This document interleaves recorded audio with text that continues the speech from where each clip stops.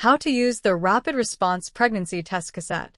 This guide shows the basic testing procedure using a urine sample. Before testing, read the product insert, check the expiration date, and allow the test to reach room temperature. Step 1. Collect the sample. If testing before your expected period, use first morning urine and avoid drinking too much liquid. Collect fresh urine in a clean, dry container. Step 2. Run the test. Open the pouch and remove the cassette and dropper. Place the cassette on a clean, flat, non-absorbent surface. Add 3 drops of urine to the sample well marked S. Step 3. Read the results. Wait 3 minutes before reading the result.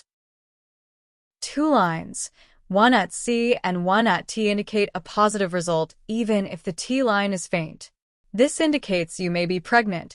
Speak to your doctor to confirm your pregnancy with a lab test. 1 line at C and no line at T indicate a negative result.